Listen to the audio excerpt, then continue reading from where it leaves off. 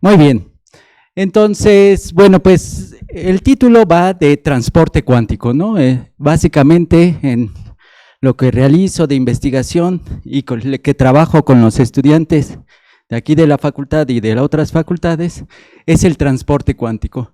Y que es, al final de cuentas, el movimiento de electrones en sistemas donde la mecánica cuántica domina el comportamiento. Eso es, al final de cuentas, lo que nos va a dar el movimiento, la mecánica cuántica. Y bueno, pues como bien lo mencionaba la doctora Itzel, este año 2025 es declarado por la UNESCO el Año Internacional de las Ciencias de la Cuántica y de la Tecnología Cuántica, ¿no? Y entonces, y bueno, pues tal vez pues es adecuado invitarlos a que sí visiten el sitio de las diferentes actividades que la UNAM va a realizar pues por este año. Muy bien, entonces ahora sí voy a tratar de comenzar un poco de qué es lo que nosotros trabajamos. Entonces, básicamente, o bueno, pues el arqueotipo del transporte cuántico, o posiblemente el dispositivo más usado, que más se usa con transporte cuántico, es el transistor por efecto de campo. Y aquí está una imagen ilustrativa de él.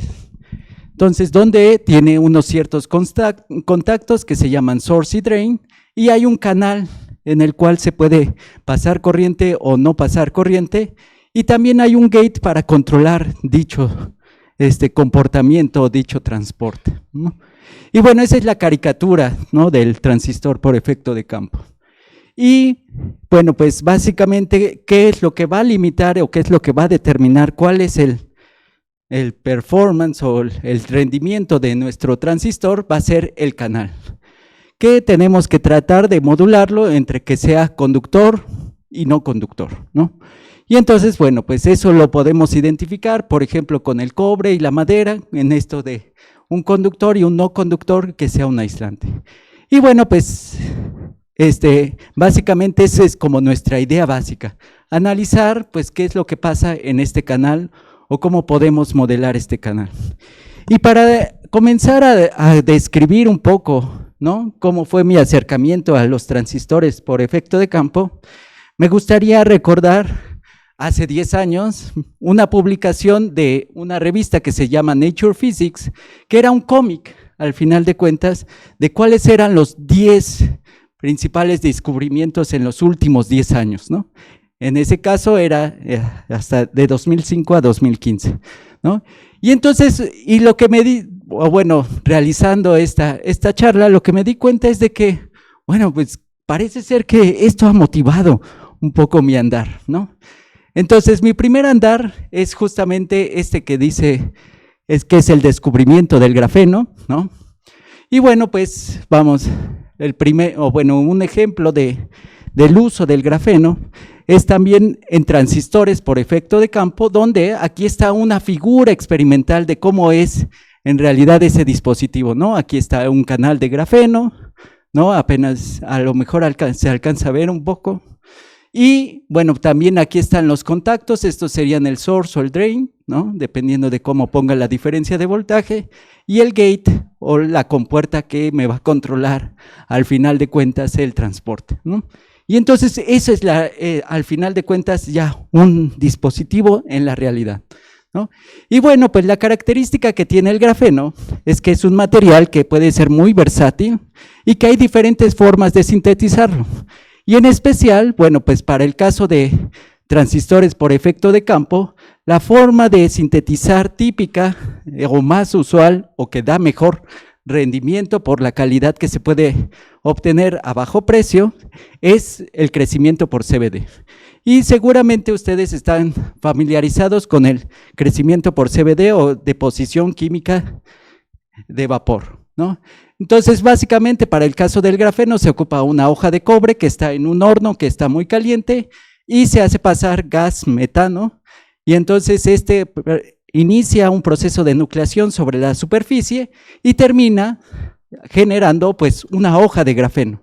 Pero lo que no es tan fácil de controlar son dónde inician los puntos de nucleación y también las orientaciones de cómo va creciendo el cristal. Y entonces uno termina con un grafeno policristalino. Y eso, bueno, pues se estudió desde hace ya tiempo, ¿no? Esto fue la portada del 2011 de ACS Nano, ¿no? Donde aquí es básicamente grafeno y está marcado en colores diferentes orientaciones de esa estructura, ¿no? Muy bien. Y entonces, bueno, pues lo que nos dimos la tarea, o bueno, de lo que participé durante mi postdoc en Barcelona, fue en el modelado de ese grafeno policristalino. Y bueno, pues hay que hacer toda una ingeniería para poder determinar sus propiedades electrónicas. Y bueno, pues el paso 1 es generar una geometría, ¿no? Y entonces, bueno, pues para eso se hace pues un crecimiento así de en semillas aleatorias, ¿no? Todo modelado teórico, ¿no? Un recocido simulado con dinámica molecular y luego, bueno, pues hay que ir a inspeccionar qué tan bien se hizo la conexión, ¿no? Y entonces, bueno, pues uno termina con unas muestras, más o menos, esta es la escala de 60 nanómetros y este es un acercamiento ahí, donde ahí ya podemos notar un poquito los hexágonos, que es típicamente, o bueno, los hexágonos característicos del grafeno, y también otras regiones donde no hay hexágonos, ¿no? Donde hay pentágonos, heptágonos, octágonos, ¿no? Que es lo que caracteriza las fronteras de este grafeno policristalino. Y bueno, pues, una de las cosas que es importante es que, bueno, pues esto, por ejemplo, esta imagen ejemplo, o esta muestra numérica, es del orden de 180 por 180 nanómetros cuadrados.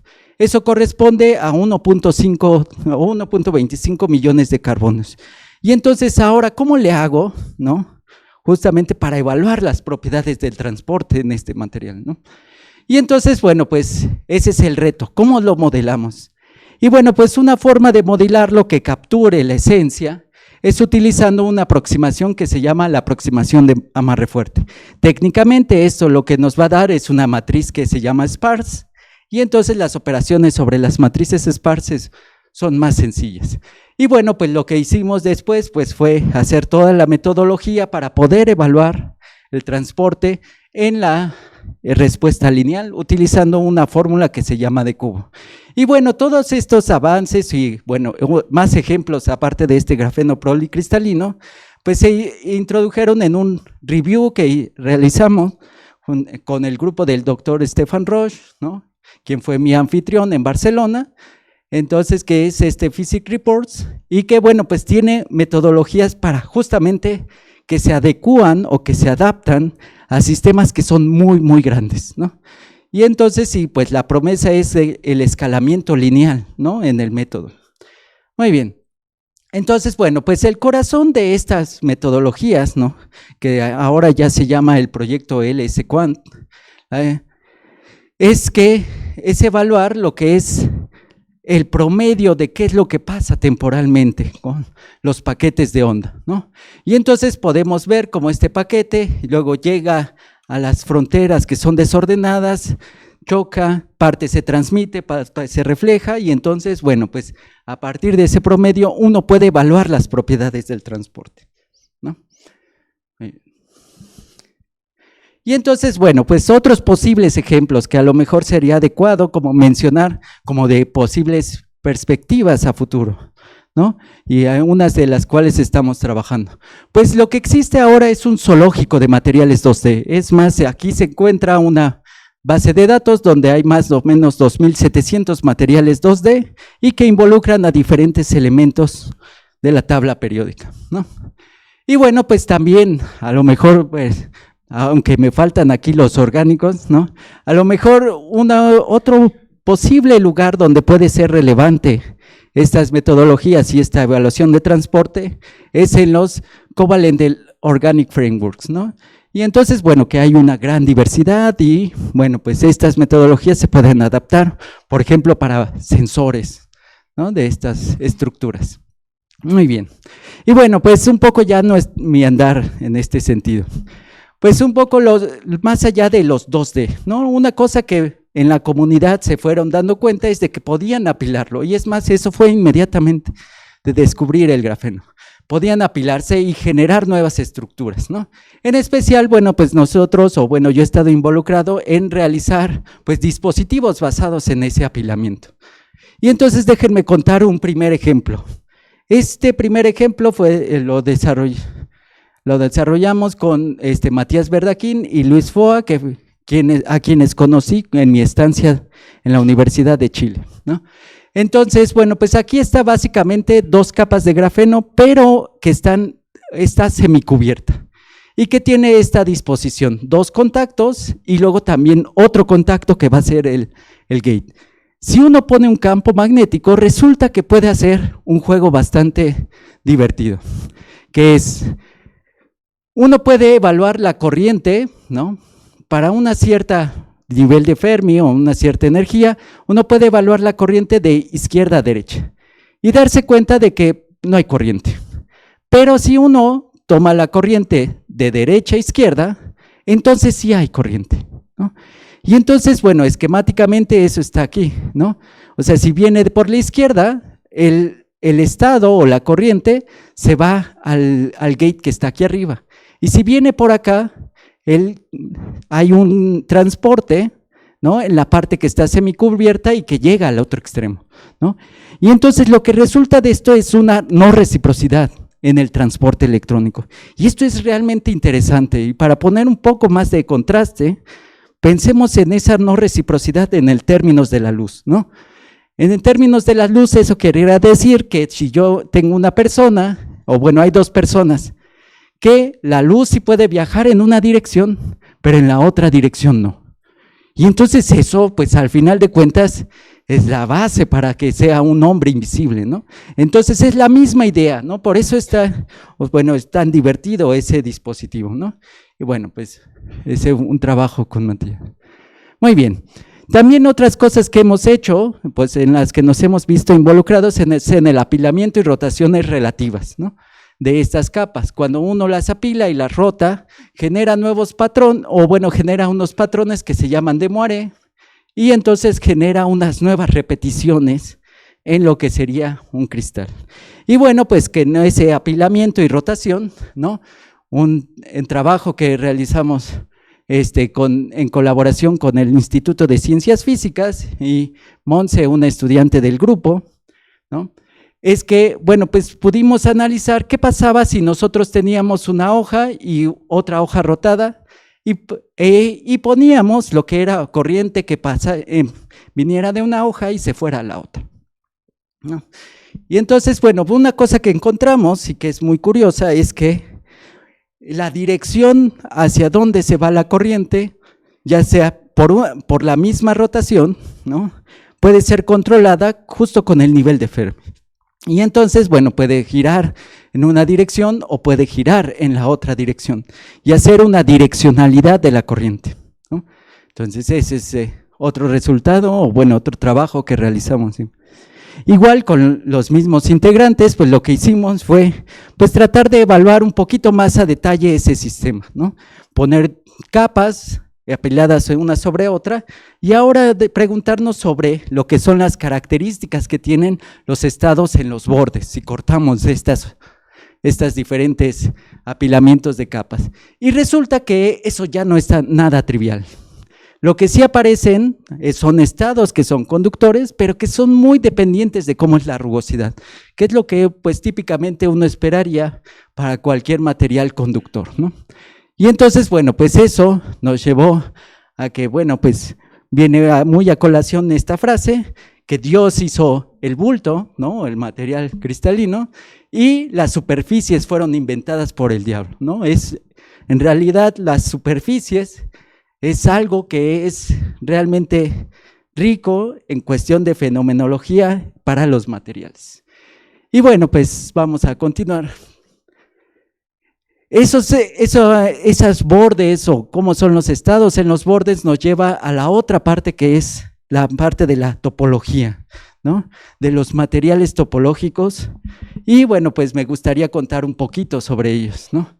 Un poco así rápido de las fases topológicas, ¿no? En especial, yo solamente voy a hablar de lo que se llaman los aislantes topológicos primigenios, ¿no? que son básicamente un material que tiene esta dualidad de ser conductor en el aislante en su interior y conductor en sus bordes, ¿no? Entonces eso es muy raro, ¿no? ¿Por qué se va a dar esa dualidad? Es muy raro, ¿no? Y bueno, pues otra vez, la frase de Pauli viene mucho a colación, ¿no? Y bueno, pues la razón de que haya eso, ¿no? Y que no voy a entrar en el detalle, es que el origen de este comportamiento es de que hay un ADN interno en lo que son las bandas o los niveles energéticos. Y que ese ADN de las bandas, al final de cuentas se va a mostrar en lo que son los bordes, ¿no? En las fronteras. Y bueno, pues para ejemplificar un poco, pues un ejemplo de un aislante topológico 2D sería un material básicamente plano, donde va a tener estados conductores en los bordes. Y en el caso de 3D, pues lo que va a tener es ser aislante dentro, pero estados conductores en la superficie.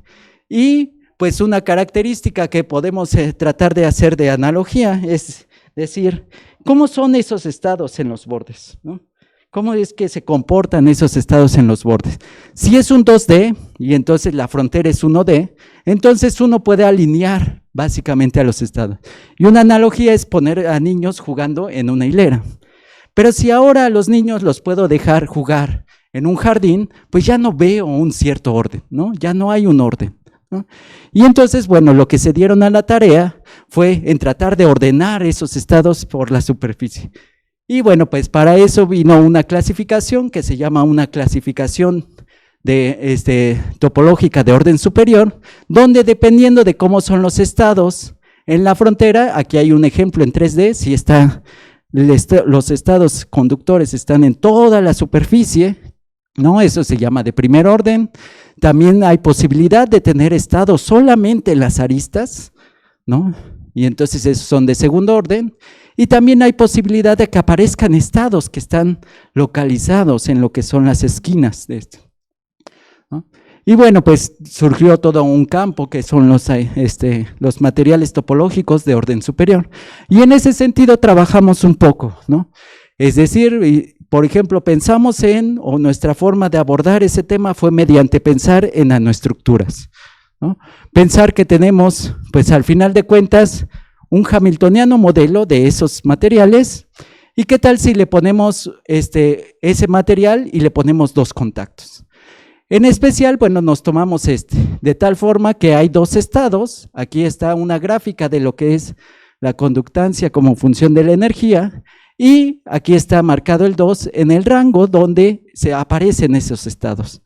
Y este es un trabajo de Kean de la tesis de licenciatura, ¿no? Y lo que nos dimos a la tarea es, ¿qué tal si nosotros empezamos a hacer poros o agujeros a esta estructura, ¿no?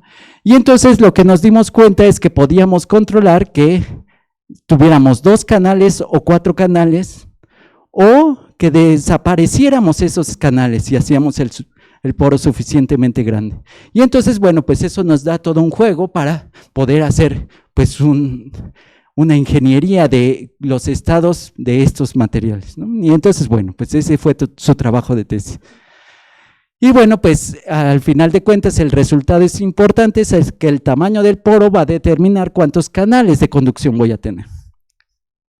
Muy bien, otro trabajo que realizamos en esa misma dirección fue pensar en el bismuto. Resulta que el bismuto es uno de esta clasificación de segundo orden, un aislante topológico de segundo orden, si es crecido en esta dirección, un prisma hexagonal en esta dirección del 1, 1, 1. Y aparecen estados que solamente van a estar en la arista, y esos estados son conductores. Y entonces lo que nos dimos a la tarea, bueno, pues ¿qué tal si le ponemos otro contacto y vemos qué es lo que pasa? ¿Podremos controlarlos? ¿Podemos sintonizarlos? Y bueno, pues la respuesta es que sí, y bueno, pues ese fue su trabajo de tesis de maestría. Y bueno, como función de la energía pudimos más o menos, o bueno, relativamente bien, ya es un sistema bastante complicado, más o menos controlar que hubiera 6 canales o que solamente hubiera 5 canales, ¿no? Y entonces, bueno, pues eso fue el trabajo de tesis. Y luego, bueno, pues otro trabajo más que realizamos fue el realizar un hamiltoniano de este tipo, pero en una red que se llama de Kagome. Y básicamente es algo como estos triangulitos que se repiten y que aparecen los estados que están en las aristas ahí bien localizados, ¿no? Y bueno, pues lo que nos dimos cuenta es de que si nosotros jugábamos un poco con los bordes, con la frontera, nosotros podíamos tener que los niveles de energía eran de este estilo, ¿no? Y entonces, bueno, pues si vemos un poquito cómo son los niveles de energía como función de este parámetro que es la dirección periódica, ¿no? Entonces nos dimos cuenta de que aparecía que estaba un estado aquí localizado y que se pasaba a la otra esquina. Y bueno, después de un rato de estar aquí el estado, es decir, moviéndome sobre este estado con este parámetro, entonces nuevamente regresaba a la esquina. Y eso, pues al final de cuentas, pues es pasar de un estado que pasa de una esquina a otro, ¿no? Y bueno, pues con un parámetro periódico al final de cuentas. Y bueno, pues este comportamiento pues lo notamos y pues escribimos un artículo que, bueno, pues daba justamente esa fenomenología, ¿no? Un parámetro cíclico que me daba ese movimiento de los estados. Muy bien. Y bueno, pues hace mucha referencia, o bueno, al final de cuentas tiene su fundamento en lo que es el tornillo de Arquímedes, ¿no? O un análogo que es el tornillo de Arquímedes, que un parámetro que es cíclico puede hacer, por ejemplo, que suba agua, ¿no? De un lugar a otro, que es algo también contraintuitivo. Muy bien, y entonces, bueno, si hay una pregunta que nos podemos hacer es si hay evidencia experimental, si la hay, y bueno, pues también lo pueden hacer con unos simuladores acústicos, estos mismos efectos. Muy bien, y entonces, bueno, pues ya voy a empezar a avanzar un poco más rápido, ¿no? Pues también la luz nos puede, al final de cuentas, controlar la dirección de Genque, hacia dónde se mueven los electrones. Y me gustaría, o bueno, me gusta hacer mención de esta foto y que la luz puede también hacer cosas diferentes o imprimir nuevas propiedades, ¿no? Entonces, si vemos esta fotografía, ¿no?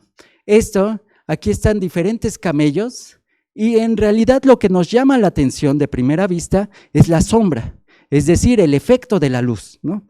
Y entonces eso mismo se puede hacer en lo que son los materiales, poniendo una interacción fuerte con la luz, y bueno, pues nosotros ejemplificamos para el caso del grafito, pues qué es lo que pasaba, ¿no? Y aparecieron, cuando ponemos la luz circularmente polarizada, monocromática, muy intensa sobre un apilamiento de grafito, podemos generar corrientes, ¿no? Que se muevan, esas serían como las diferentes capas del grafito, y corrientes que se muevan en una cierta dirección. Ok, y bueno, pues ya avanzando un poco más rápido, lo último que voy a hablar es justamente, o mencionar, es de esta otra esquina de esta figura, ¿no? Que es justamente algo que tiene que ver con la simetría de paridad y de tiempo. Hay muchos detalles técnicos, pero bueno, pues voy a tratar de mencionarlos rápidamente. Primero, lo que uno puede hacer es pensar en una generalización de la mecánica cuántica, no solamente a que el hamiltoniano sea hermítico, sino que puede tener un hamiltoniano no hermítico, pero cumpliendo las condiciones de paridad y del tiempo, ¿no? O las simetrías de paridad y del tiempo, y eso, al final de cuentas, me puede garantizar unos eigenvalores que son reales. Y entonces, bueno, pues a pesar de que yo no tenga la parte hermítica, ¿no? Entonces puedo tener también algo que es físicamente realizable. Y bueno, ahí lo que nos dimos a la tarea fue estudiar cadenas con estos hamiltonianos, y bueno, pues un resultado muy importante que tuvimos es de que pudimos ver que en ese hamiltoniano, ¿no? Van a aparecer eigenestados, o los estados van a estar altamente degenerados en ciertos puntos que se llaman los puntos excepcionales, y que en esos estados dejan de ser del tipo de Bloch, ¿no? Que no se respetan al final de cuentas la simetría de traslación que uno esperaría por cómo es el sistema o la cadena, ¿no? Que se genera. Y entonces, bueno, pues eso es al final de cuentas un fenómeno que se bautizó después como el non-Hermitian skin effect, y posiblemente este es el trabajo más trascendente que tengo hasta ahora. Muy bien, y bueno, pues ya rápidamente lo último que voy a mencionar es una aventura que tuvimos, un acercamiento a la quiralidad, que es, pues yo me puedo preguntar si yo puedo tener transporte que dependa de la quiralidad. Por ejemplo, en esta figura, puedo ver este puente y que por la perspectiva, al atravesar el puente, termino a la derecha. Pero si yo tomo el reflejo de esto, ¿no?, por la perspectiva yo llego a otro lado, ¿no? Entonces eso también lo puedo tener en la parte de transporte y en especial en moléculas, y nos dimos cuenta que sí. Y bueno, pues este es un trabajo del año pasado que realizamos mediante Omar y el doctor Ignacio del Instituto de Física, ¿no? Y bueno, pues básicamente pues pusimos una molécula quiral, sus niveles de energía por la quiralidad no son los mismos, le pusimos unos contactos, vimos que pues al final de cuentas no había un transporte que me detectara cuál es la quiralidad o una señal que me dijera si tengo una quiralidad u otra, pero bueno, pues lo que nos hicimos fue inspirarnos en tratar de decir, ok, ¿cómo puedo reconocer la quiralidad?, ¿no? Y entonces, bueno, pues una forma de reconocer la quiralidad es, por ejemplo, cuando nos saludamos, ¿no? Podemos distinguir quiénes son pareja y quiénes son amigos, ¿no? Entonces aquí son amigos, ¿no? Y las parejas se saludan de una forma diferente. Y entonces, bueno, pues lo que necesitamos para poder distinguir lo que es la quiralidad es otro elemento quiral, y lo que hicimos fue poner otro elemento quiral, que es este clúster de oro, que tiene una cierta quiralidad, y bueno, pues ya conectándolo eso, básicamente cuando lo conectamos a la molécula, pues no hay cambio en los niveles de energía, que es lo que esperaríamos, pero en el transporte sí lo hay. Esencialmente lo único que me falta decir o comentar es la parte de qué pasa, o bueno, dónde más puedo tener elementos quirales, ¿no? Y que es otra de las aventuras que nosotros tenemos, y que es la aventura de los modos normales de vibración quiral, o lo que se llaman los fonones quirales, y que era lo que iba a mostrar nada más. Ya. Ok, y ahora lo muestro. No. Bueno, ¿y esos fonones iban a distinguir la quiralidad o no? Eso es lo que todavía estamos, o bueno, se ve que son quirales. Ahorita vamos a ver en la animación que se ve quiral, ¿no? O sea, si los ves y cómo se mueven y dices, claro, esto tiene una cierta dirección y existe la dirección opuesta, ¿no? Entonces, pero casi siempre vienen emparejados. Entonces, lo que es difícil, ¿no?, y que es el reto, es cómo puedo separarlos o dividir, o sea, hacer una distinción entre ellos, ¿no? Y entonces en esa distinción entre ellos, pues ese es así como que la pieza clave. Y bueno, pues al final de cuentas eso llevaría a que tuviera un transporte térmico que dependiera de la quiralidad. Bueno, muy bien, este es lo que comentaba ya la última parte de los fonones quirales. Y bueno, pues los fonones típicos o los modos normales de vibración de una red típicos, pues puedo pensar que son así longitudinales o transversales, ¿no? Y los fonones que son quirales, pues corresponden a este tipo de movimiento, ¿no? Y entonces este tipo de movimiento, pues aparte de, pues es quiral porque hay una dirección preferencial de giro. Y también se pueden mover, ¿no? Y entonces hay todo, pues al final de cuentas hay una discusión de cómo caracterizarlos bien, pero bueno, pues es parte del truco. Y bueno, también a lo mejor vale la pena mencionar que estos se descubrieron en el 2015, hace 10 años, ¿no? Muy bien, y bueno, pues ya esa es nuestra siguiente aventura, ¿no? ¿Qué es lo que queremos hacer? Y ya finalmente las conclusiones, ¿no? Nada más, o sea, un resumen de cuáles son los trabajos que mencioné y que serían como las líneas de trabajo que tenemos en el grupo. Y bueno, pues la invitación a los diferentes estudiantes, ¿no?, que si quieren participar o les interesa alguno de estos proyectos, pues que se inscriban al programa de estancias cortas de investigación, que también está en los servicios social. También se pueden trabajar en tesis de licenciatura o de posgrado, y pertenezco a los posgrados de Ciencia e Ingeniería de Materiales, Ciencias Físicas y Ciencias Químicas. Muy bien, y bueno, pues agradecer al equipo de trabajo actual, ¿no?, a los diferentes colaboradores que tenemos en el grupo y bueno, pues a los miembros del equipo que han pasado por aquí. Muy bien, pues muchas gracias por su atención.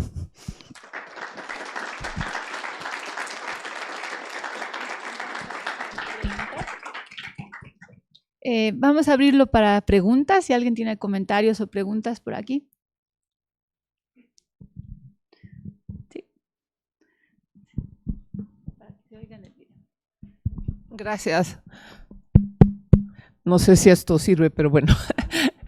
Bueno, yo sigo con la pregunta que tenía. Cuando tú dices de estos modos quirales y que vienen en pares, o sea, ves al mismo tiempo unos rotando hacia la derecha y otros rotando hacia la izquierda, o sea, que podrías a lo mejor ver la analogía con la formación de vórtices en mecánica de fluidos, porque tú siempre que se forman vórtices se forman en parejas.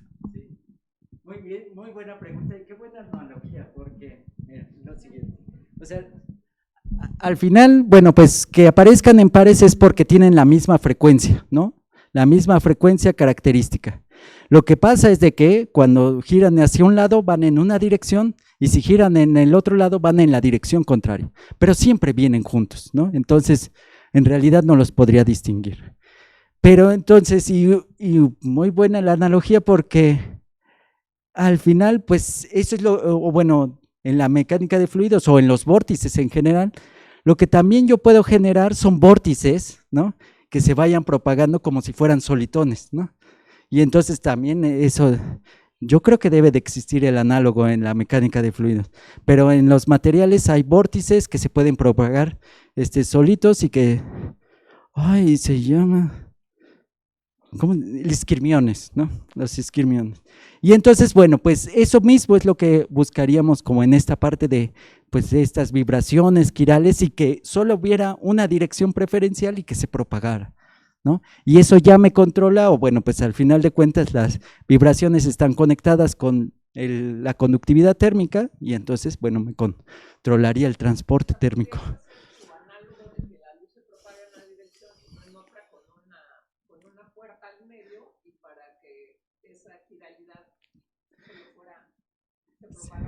Sí, sí, sí, sí, totalmente. Sí, esa es la clave. Sí, ya. Bueno, pues si no hay más preguntas.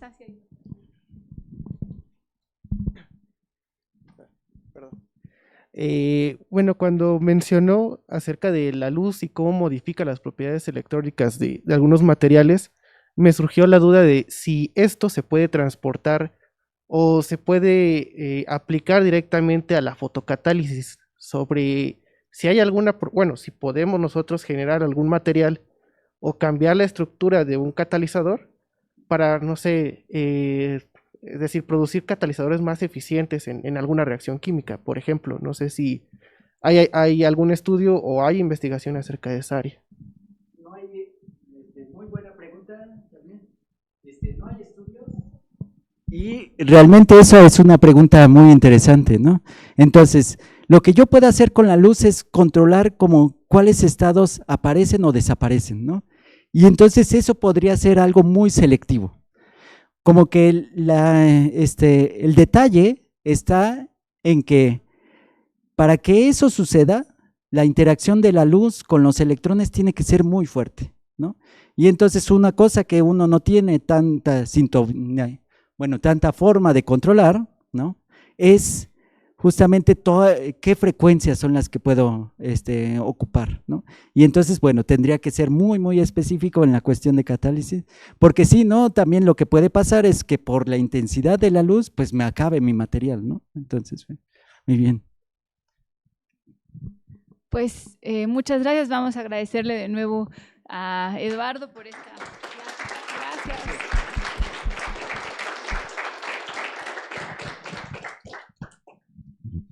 Y mientras estamos en el cambio de batuta, ¿no? Pues me da mucho gusto también poderles presentar a otro de nuestros nuevos profesores, el doctor Marco Franco Pérez. Y bueno, él es profesor del mismo departamento de Física y Química Teórica. tiene la distinción de investigador nivel 2 del Sistema Nacional de Investigadoras e Investigadores. Él es egresado de la FES Cuautitlán. Tuvo la maestría y el doctorado en Ciencias Químicas en la UNAM y desde 2013 al 2016 realizó 2 estancias postdoctorales, una en la UAM, Iztapalapa, y otra en la Universidad de McMaster con el doctor Paul Ayers, que creo que acaba de estar por aquí, ¿no? Su campo de especialización es la química cuántica, particularmente la generación de modelos teóricos y de inteligencia artificial orientados a describir el fenómeno de reactividad química.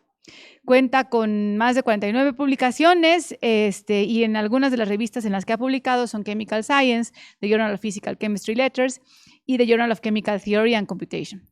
A la fecha cuenta con alrededor de 900 citas y ha registrado también una marca y 2 patentes. También ha dirigido a tesis de licenciatura y una de maestría, y supervisa al momento varias de licenciatura y también de maestría. Y pues te agradezco, Marco, que hayas aceptado. Llegamos al momento de por fin poderte escuchar. Gracias.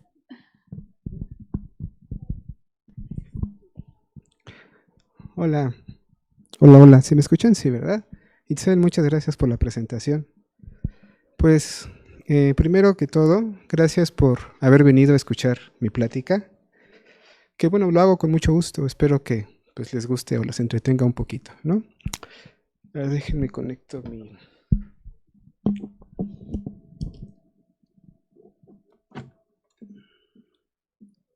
apuntador.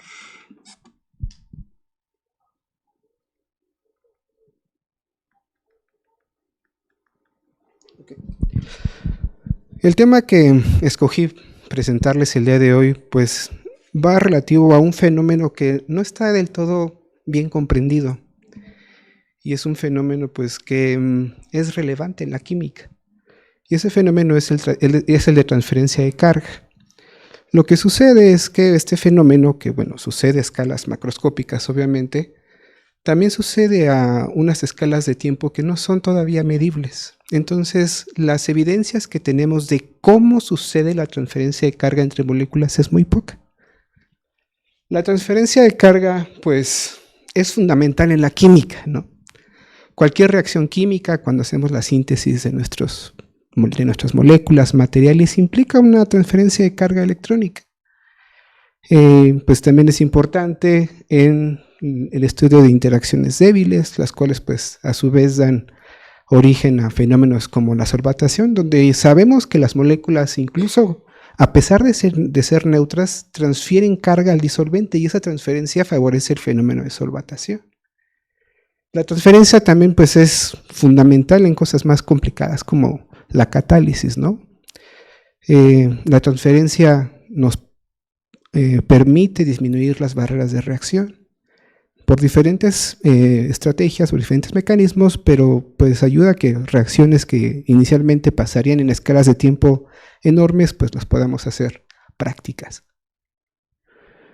Pero bueno, en realidad, ¿qué es lo que motiva a los electrones a experimentar una transferencia de carga?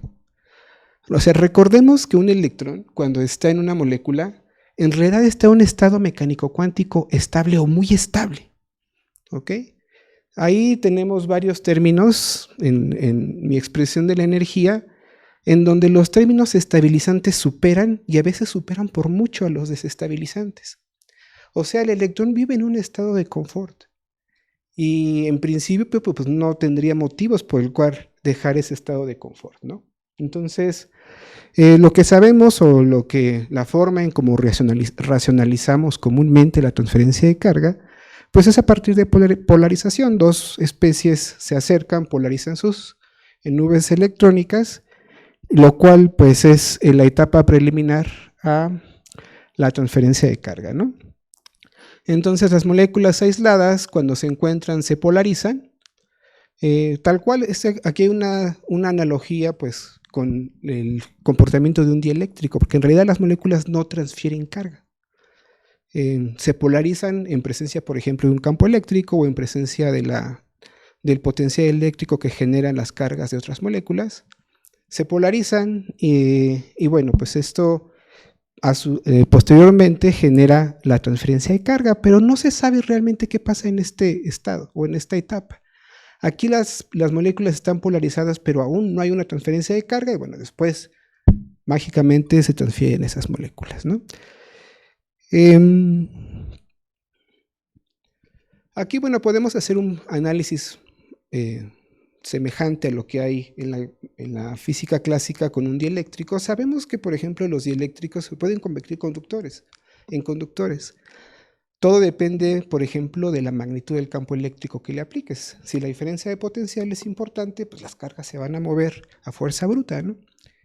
Pero también hay una estrategia diferente, que es manipulando condiciones termodinámicas, particularmente temperatura y presión, en donde si tú calientas a tu dieléctrico, por diferentes mecanismos, pues vas a permitir que los electrones no se encuentren tan atados a la estructura del material y pues viajan, se transfiere la carga. Entonces, estas transferencias o estas transiciones en realidad son transiciones de fase en conductividad, las cuales pues para varios materiales las conocemos bastante bien. Estas transiciones de fase pueden ser tanto de primer orden como de segundo orden. Y yo, para pues, facilitar el camino en esta plática, voy a profundizar un poquito en las transiciones de fase de segundo orden.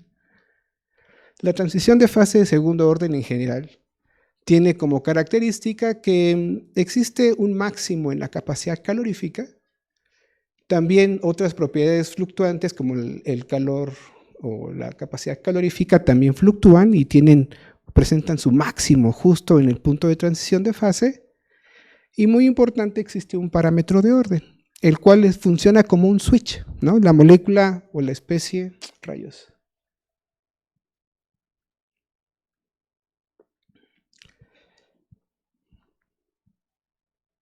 La especie está desactivada, su propiedad, por ejemplo, en este caso, sus propiedades magnéticas están desactivadas y después del punto de transición de fase, pues se activa, ¿ok? Además, bueno, en la transición de fase hay muchas propiedades termodinámicas que son independientes de los microestados del sistema. Hay cambios notables de simetría y también hay comportamientos generalizados que se cumplen pues para una gran variedad de materiales, independientemente de la naturaleza del material. Ahora, ¿qué tiene que ver estas transiciones de fase con la transferencia de carga electrónica? En la actualidad hay muchos modelos de transferencia de cargas, algunos de ellos basados en la mecánica cuántica. Todos ellos tratan de cuantificar, más o menos, o incluso de manera cualitativa, pues tener números de cuánta carga transfieren las moléculas. Pero en realidad no hay un estudio, no hay un modelo formal del por qué esa transferencia de carga sucede. ¿Okay? ¿Qué es lo que experimentan los electrones que deciden abandonar sus estados o su estado mecánico cuántico estable y decir, bueno, yo me voy a vivir una aventura a través de una barrera de reacción, el cual pues tiene un costo energético y entrópico enorme, ¿no? El marco teórico en donde pues nosotros trabajamos generalmente es el gran ensamble de sistemas electrónicos y es el que voy a utilizar para tratar de proporcionar indicios nuevos relativos a lo que pasa en la transferencia de carga. Este marco teórico conceptualmente es bastante sencillo en realidad, ¿no? Tiene varias ventajas, es fundamental, de hecho es el marco teórico fundamental para el estudio de los estados electrónicos de átomos y moléculas en el equilibrio. Las versiones mecánico-cuánticas son realmente condiciones especiales de este marco teórico, pero bueno, es completamente consistente con el formalismo mecánico cuántico y está construido además a partir de los axiomas de la mecánica estadística. Entonces es un marco bastante sólido, bastante robusto. No vamos a ver ecuaciones de él, por supuesto, sino pues los resultados que nos proporciona. Sin embargo, para tener una idea clara o más, un panorama más claro de cómo este modelo o cómo este marco teórico nos permite estudiar propiedades de los sistemas electrónicos, pues vamos a ver cómo está entrañado, ¿no? O sea, en este tipo de estudios tú tienes una especie química y en esta especie química en realidad convive con diversos estados electrónicos. Pueden ser estados ionizados, por ejemplo el catión y el anión, incluso pueden ser estados altamente ionizados como dicatión, dianión, o incluso más cosas, ¿no? Incluso más estados ionizados. Cada uno de estos estados también puede convivir con sus estados excitados, con su primer estado excitado, por ejemplo, e incluso con todos los estados excitados posibles. Entonces ahí tienes una colección de estados electrónicos bastante amplia y todos estos estados electrónicos van a contribuir a los observables físicos de este sistema o de tu especie química. Cada uno tiene su propiedad, la cual está ponderada por un factor de peso. Y estas propiedades que se observan, pues se le conocen como propiedades medias. Por ejemplo, podemos calcular el número promedio de electrones, la energía electrónica promedio, entre otras propiedades. Un aspecto importante es que todo se lleva a geometría fija, lo cual pues nosotros le llamamos a potencial externo constante. Entonces, en este marco teórico, tu especie química, junto con todos sus estados electrónicos, se encuentra conviviendo, se encuentra rodeada de un baño, ¿okay? Un baño el cual está descrito por un parámetro que es la temperatura, de tal forma que tu especie puede intercambiar calor, o bueno, puede aceptar o puede ceder, ¿no? Dependiendo precisamente si la temperatura de tu especie o de tu sistema es más grande o más pequeña que la temperatura del reservorio. También puede transferir carga. Puede transferir electrones, los cuales, bueno, este baño de electrones está representado por un potencial químico del reservorio y la especie química también tiene su propio potencial químico. Este potencial químico lo obtienes fácilmente con el potencial de ionización, la afinidad electrónica, y entonces puedes saber de manera sencilla si tu especie va a aceptar o va a donar carga por simples diferencias de potenciales químicos. Y bueno, dicho esto, pues se hace evidente que estas variables controlan los valores promedios de tu sistema. Dependiendo de la temperatura y el potencial químico, pues vas a tener la energía y el número de electrones y todo el conjunto de propiedades medias, ¿no? Ahora, las propiedades promedio, como son promedios, pues también tienen sus dispersiones. Estas dispersiones son muy importantes, reciben el nombre de fluctuaciones térmicas, tienen interpretaciones físicas. Para el caso de los sistemas electrónicos, por ejemplo, estas son las fluctuaciones en el número de electrones, que a grandes rasgos, además de decirte pues la dispersión en el número de electrones promedio, te dice cuántos electrones, o es una medida de los electrones que están disponibles para transferir carga eléctrica, para transferir carga hacia otra molécula. A esta propiedad se le conoce como blandura química. También existe, por ejemplo, las fluctuaciones en energía, las cuales por extensión te van a decir cuánta energía está disponible para transferir una especie con la otra, una especie con sus alrededores. Y esto, pues en termodinámica lo conocemos como capacidad calorífica. Las fluctuaciones térmicas son muy importantes para describir los estados de equilibrio de un sistema, en general termodinámico, pero sobre todo un sistema electrónico, o con interés ahorita en un sistema electrónico. Te proporciona interpretación del movimiento aleatorio de las partículas. En sistemas pequeños, que es justo lo que nosotros estamos estudiando, promueven o propician deformaciones y además también son responsables de las reacciones químicas. No sé qué pasó. Y muy importante, determinan las transiciones de fases. En sistemas grandes vamos a tener puntos de transición de fase. En sistemas confinados o muy pequeños tenemos regiones de transición de fase. ¿Ok? Entonces, ¿qué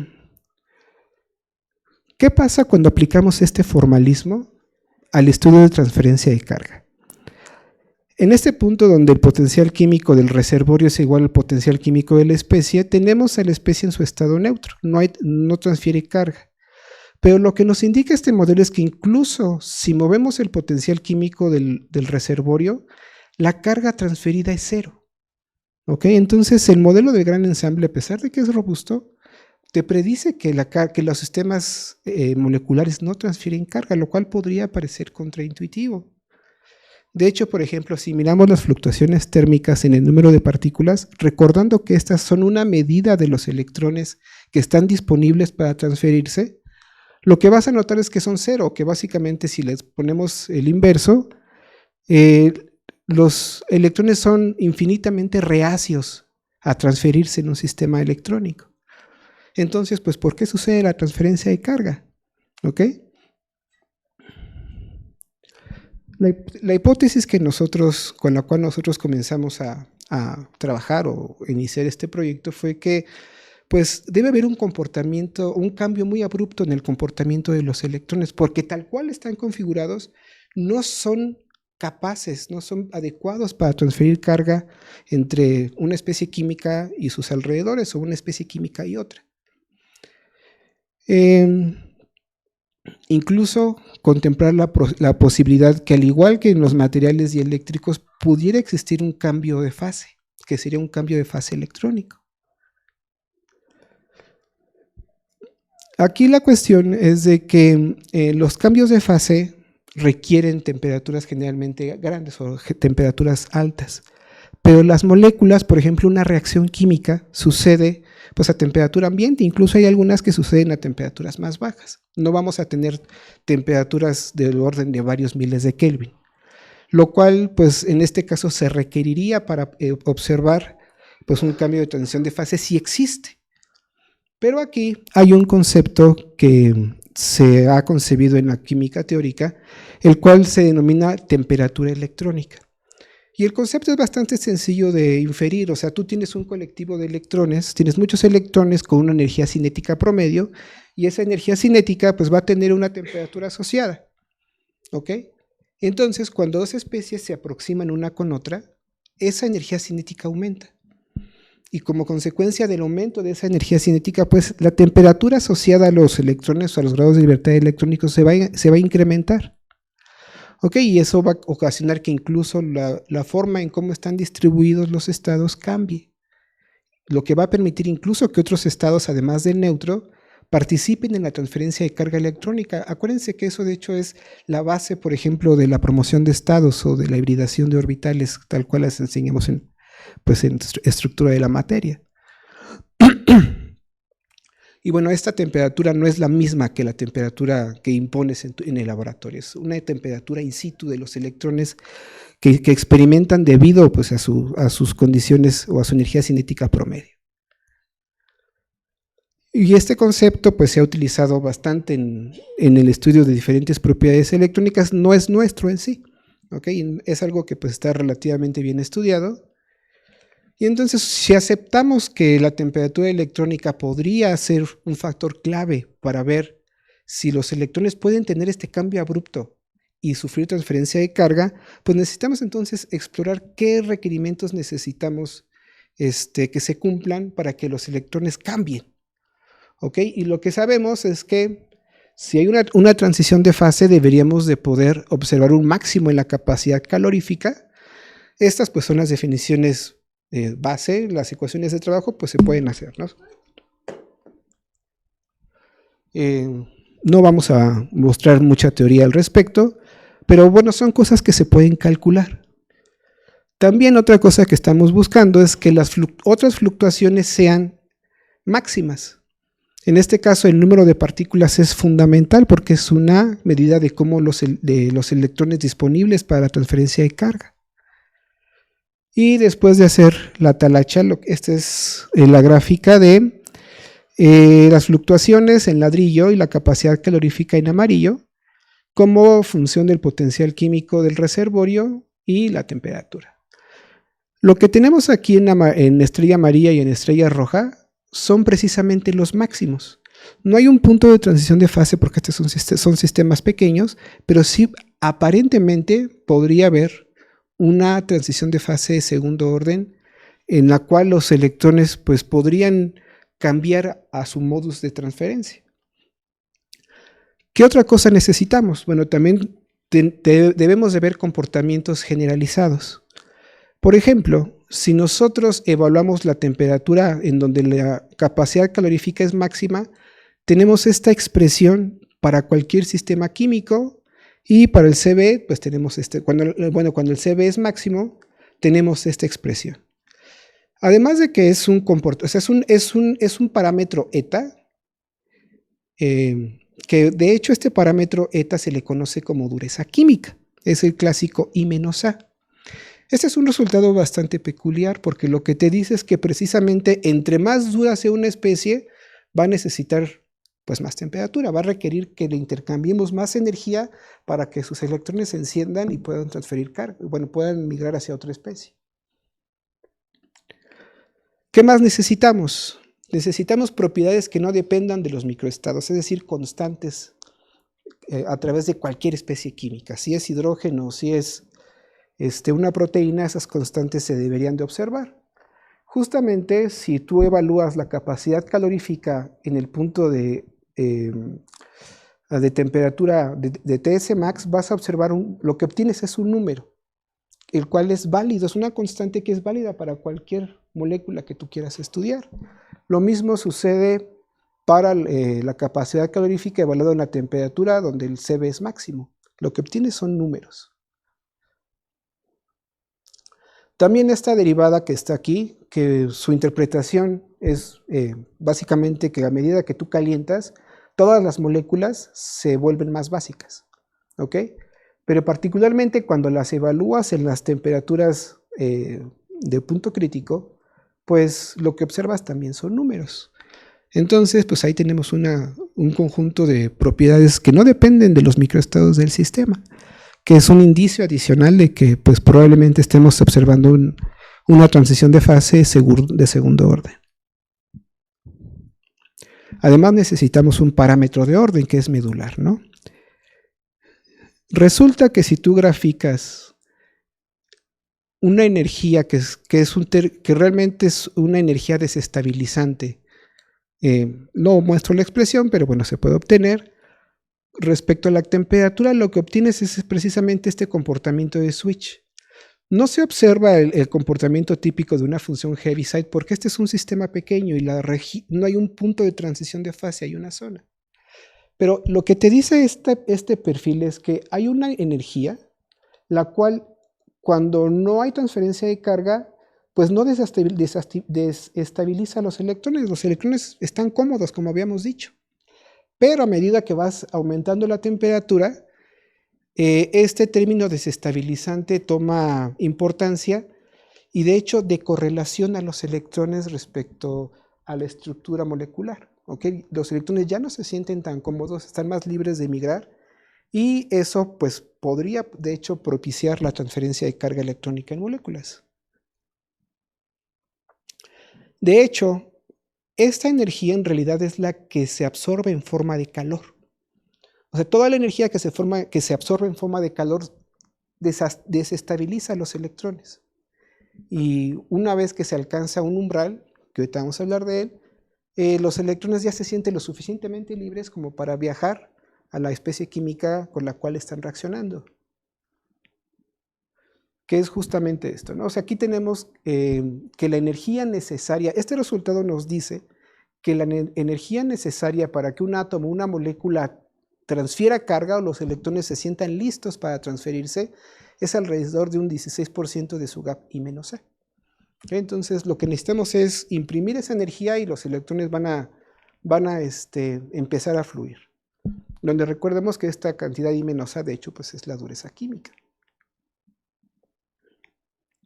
Entonces, estos resultados tienen varias consecuencias e interpretaciones. Primero, tenemos un máximo de blandura, donde de hecho tenemos la condición en donde hay más electrones disponibles para transferirse, que es justo pues, una condición necesaria para observar precisamente la transferencia de carga.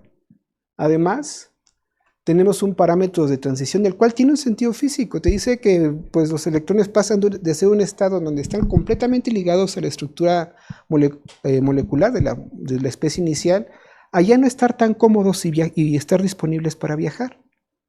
Además, tenemos un máximo en la capacidad calorífica en donde pues lo que nos dice es que en esa situación nuestra molécula también está apta para poder transferir energía de los alrededores. Y hay que recordar que todo esto lo hemos hecho pues en la condición en donde la molécula es neutra.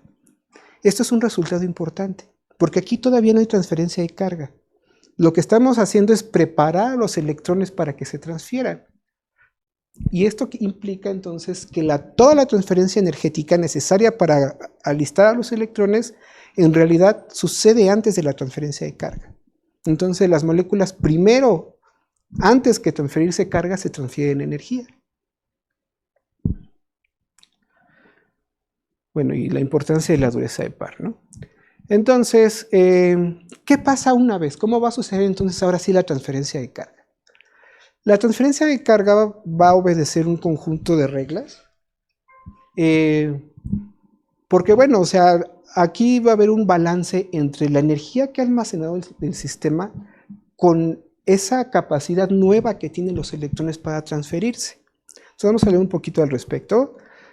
Primero se enuncia un principio de mínima blandura, el cual es un principio que ya se sabe en la química, que es igual al de máxima dureza, que también enseñamos en estructura de la materia, en donde básicamente te dice, esta es la zona de calentamiento, llegas al máximo en las fluctuaciones, y no importa si cedas un electrón completo, este es el número de electrones, no importa si lo cedas o lo aceptes, de todos modos, cuando tu molécula llega a un nuevo estado de equilibrio en donde tiene un número de electrones entero, va a regresar a su estado de máxima estabilidad.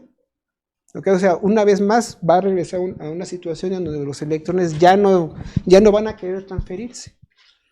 Y esto, bueno, hay que mostrar esta derivada, pero bueno, con esta gráfica se puede ver fácilmente que una vez que termina la transferencia de carga y se recupera la condición de número entero de número de electrones, pues otra vez la especie es demasiado estable, no está en sus estados cuánticos, o en su estado cuántico completamente estable, donde ya no va a querer reaccionar, se ha formado la especie nueva. Ahora, este resultado es bastante particular. Lo que te dice es que toda la transferencia de carga que implica una disminución de la temperatura está energéticamente favorecida. ¿Qué quiere decir eso? Que cuando los electrones empiezan a viajar, cae la temperatura. O sea, se empiezan a enfriar. A medida que van transfiriéndose a los alrededores, se empiezan a enfriar. Pero acuérdense que los electrones necesitan una condición particular para poderse transferir, que es estar en el máximo de la blandura. Entonces, bueno, también se puede demostrar, pero eso está un poco más difícil incluso de representar, pero lo que uno puede demostrar es que de hecho el camino que siguen los electrones cuando se transfieren es tal que siempre la blandura es máxima. ¿Okay? Entonces, lo que podemos inferir aquí es que como pierden energía, para compensar esa pérdida de energía, los electrones no tienen de otra que seguir el camino de máxima blandura posible. Finalmente, acuérdense que aquí tenemos que la condición de equilibrio material es la igualación de potenciales químicos.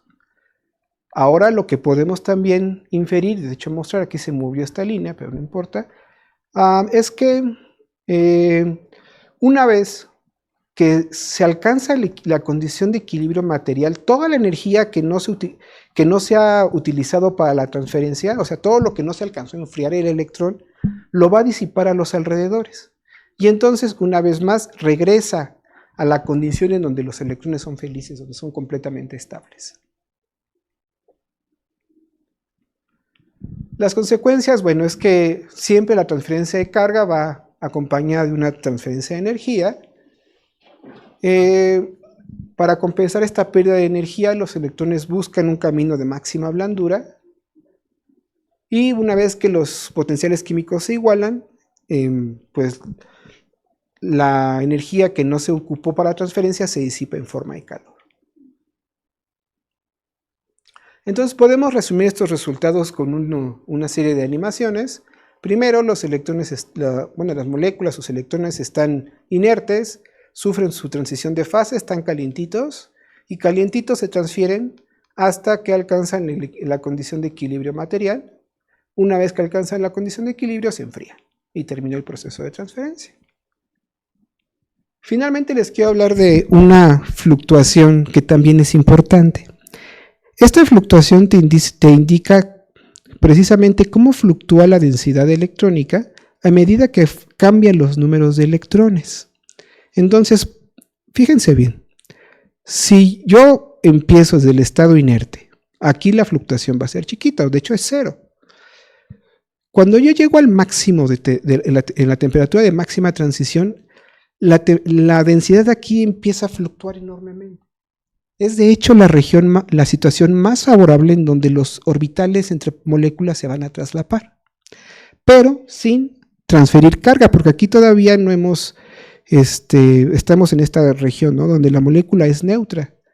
Una vez que los orbitales están traslapados, entonces ahora sí se transfieren los electrones, pero fíjense que primero requiere de una continuidad en los orbitales. Y cuando termina la transferencia de carga, se libera el calor y cristaliza el enlace químico. Bueno, las conclusiones finales de este trabajo, pues obtuvimos indicios del fenómeno de transferencia a nivel molecular, utilizando un marco teórico bastante robusto. Y bueno, parece, no podemos asegurarlo, pero bueno, parece que la transferencia de carga requiere una transición de fase por parte de los electrones. Y bueno, este modelo o estas concepciones proporcionan una explicación plausible para el fenómeno de transferencia de carga. Y bueno, aquí hay varias cosas que vale la pena contemplar. Como yo tengo temperaturas altas, ahora varios de los estados electrónicos de mi molécula pueden participar en la reactividad química. Estados excitados, estados altamente ionizados. ¿Por qué? Porque, bueno, aumenta la temperatura y la distribución de estados aumenta. Y eso, de hecho, es algo que los químicos sabemos de manera intuitiva, que los estados de alta energía deben de participar. Es una de las bases de la fotoquímica, utilizar, de hecho, los estados excitados para favorecer algún proceso químico en particular. Bueno, incluso como esto es algo más físico, aquí el momento electrónico va a incrementarse y eso puede sugerir que la transferencia de carga de hecho se podría llevar a escala relativista, y además como hay un flujo ordenado de carga, que de hecho eso tiene que ver con la simetría del sistema, podrían incluso generarse corrientes magnéticas mientras las cargas se transfieren de una molécula a otra.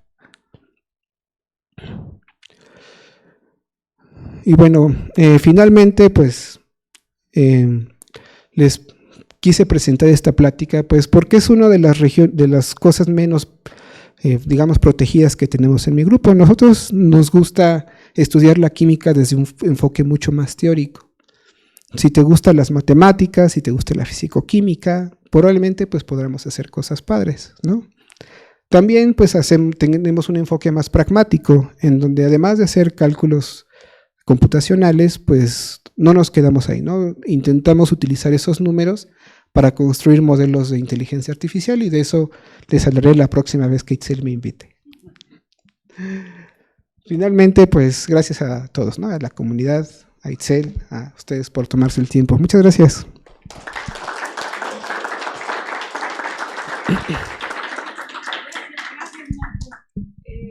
¿Tienen alguna pregunta?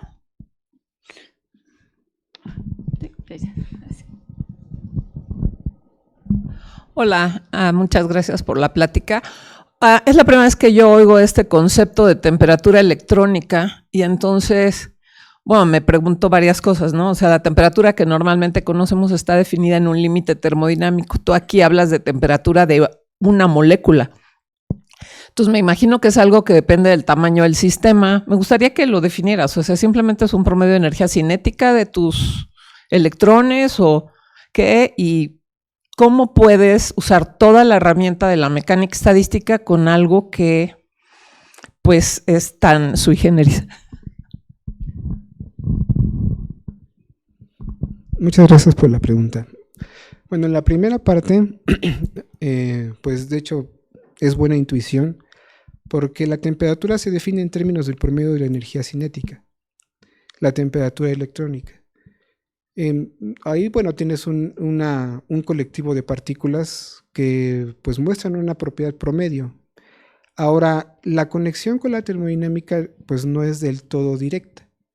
¿Ok? Aquí el marco del gran ensamble, de hecho, se construye un poco diferente. El gran ensamble de sistemas electrónicos se construye un tanto diferente respecto al gran ensamble de la termodinámica estadística tradicional. Lo que sucede es que de manera coincidencial todas las ecuaciones coinciden. Bueno, todas las ecuaciones son equivalentes. ¿Ok? Y bueno, es un reminiscente de... Bueno, ni siquiera pasas por la aproximación de Stirling, por ejemplo. Y justamente en ese paso, lo que nosotros tenemos mostrado, pero todavía no hemos publicado, es que las distribuciones de Fermi-Dirac, incluso si tú tomas los términos posteriores a Stirling, prevalece. O sea, si tú tienes un número chiquito de partículas, de electrones, la distribución de Fermi-Dirac sigue siendo la distribución para caracterizar cómo pues, los fermiones poblan estados electrónicos. Entonces, ¿Esa temperatura depende del tamaño del sistema? Esa temperatura, o sea, en principio la temperatura de equilibrio, cuando no hay transferencia de carga, es baja.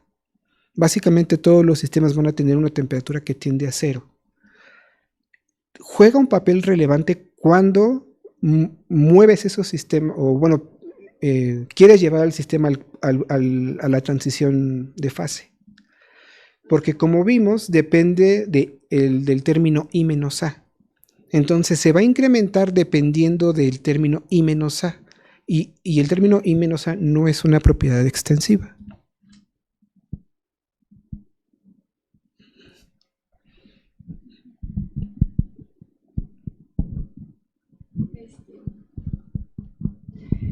Me quedé con una idea, bueno, y algo que acabo de ver también con el recorrido de orgánica, que decías que la transferencia de calor antecede la transferencia de carga. Y había uno de los proyectos que tenían que están de alguna manera pues irradiando moléculas para que éstas se exciten y su movimiento genere una calor local, ¿no? Y eso pues favorezca cierta reacción antes de la transferencia de carga. ¿Eso se podría de alguna manera modelar? ¿Sí? Es una muy buena pregunta. De hecho, el fenómeno, o sea, la concepción de que los electrones están más calientes no es nueva. Eso incluso es un lenguaje que se maneja en el estado sólido. Ahora,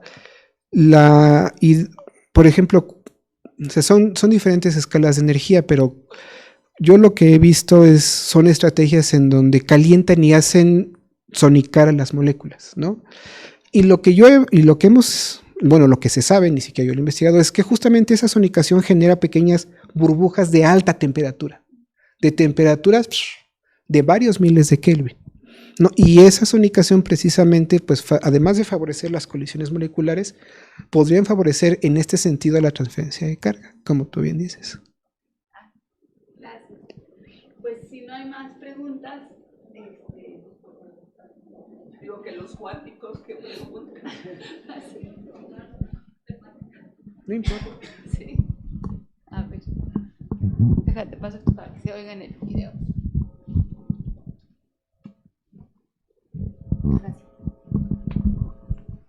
Bueno, es que lo estoy tratando de relacionar con cosas que sí conozco, ¿no? Porque no es mi campo. Pero esta parte como de precalentar a los electrones, bueno, a mí me suena, ¿no? Como un precalentado antes de que se puedan, para que estén listos para la transferencia de carga en una reacción. Creo que al principio se mencionaba cómo se puede hacer eso con un campo eléctrico, por ejemplo, ¿no? Poniendo un campo eléctrico y se hacen los dipolos. Y se va preparando, ¿no? Para la transferencia de carga. Pero si no se hace de esa manera y en cualquier otra reacción química en donde no se ponen campos eléctricos, ¿cómo uno puede pensar que se realizó ese precalentamiento en los electrones para que estén listos para la transferencia de carga. O sea, no veo otra forma. Sí, perdón.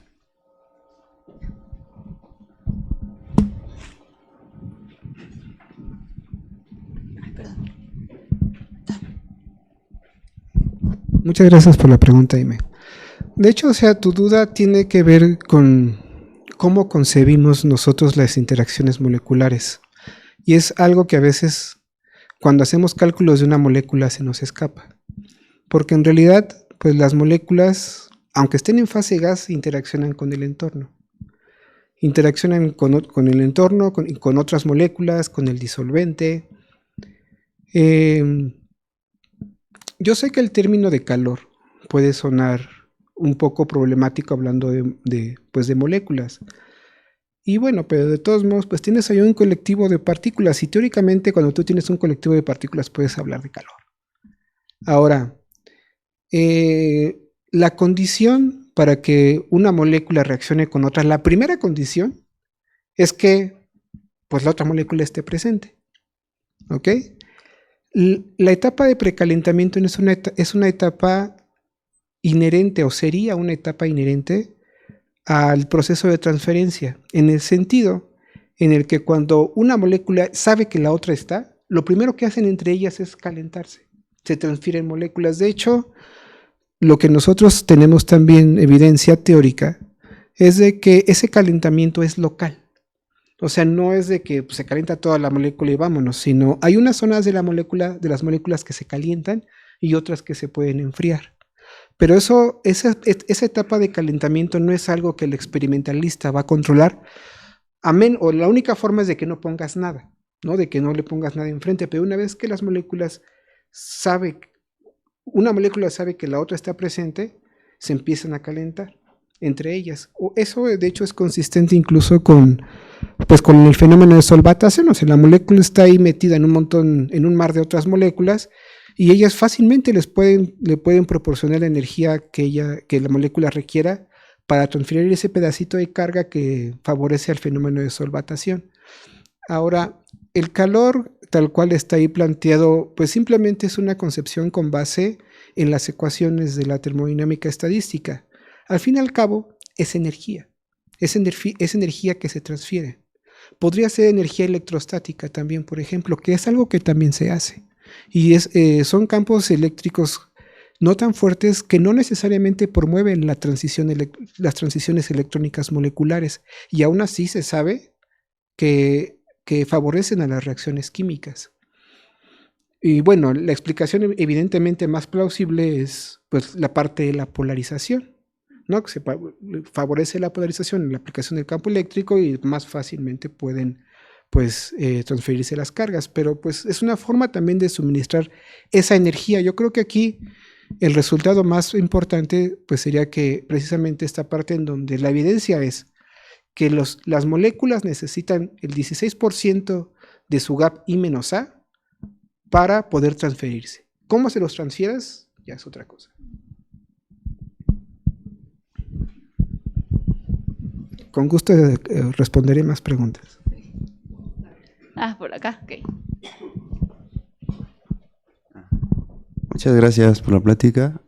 Bueno, a mí no me quedó un poco claro de cuando mencionó que la molécula podía tener como partes con una mayor temperatura que otras.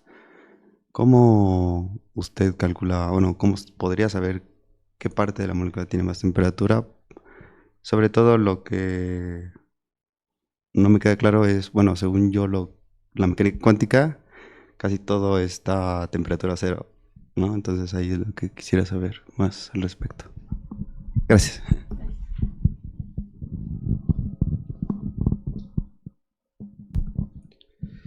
Yo creo que la forma más sencilla gracias por tu pregunta, de hecho está brava, ¿eh? La forma más sencilla de responder esa pregunta es con una analogía. O sea, tú, por ejemplo, tienes una especie química que sabes que hay regiones que son más susceptibles a aceptar electrones que otras.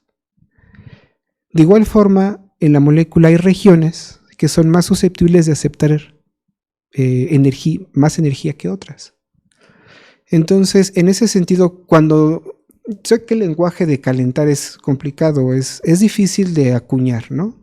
Porque pues bien sabemos que el lenguaje de la temperatura es muy limpio en sistemas macroscópicos, no así en microscópicos.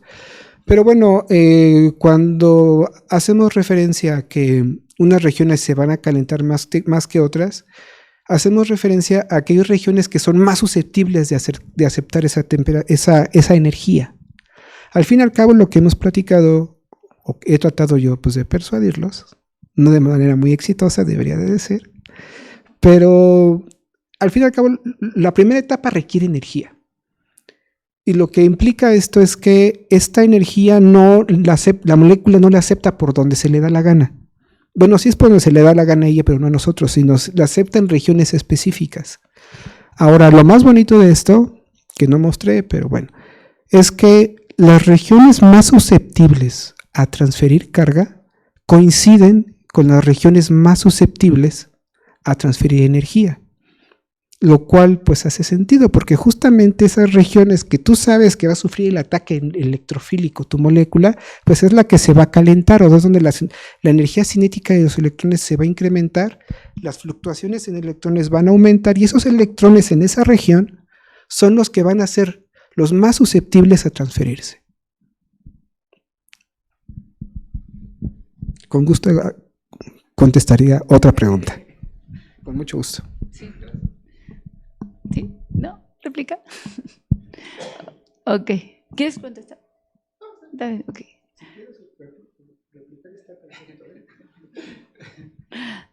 Bueno, pues, pues muchas gracias. Conociendo el Departamento de Física y Química Teórica, pues me da mucho gusto. Ojalá que sigan más de estos seminarios y que también se reavivan los de mi mismo departamento, y con gusto pues estaremos ahí participando. Pues acompáñenme a agradecer a nuestros expositores el día de hoy. Gracias.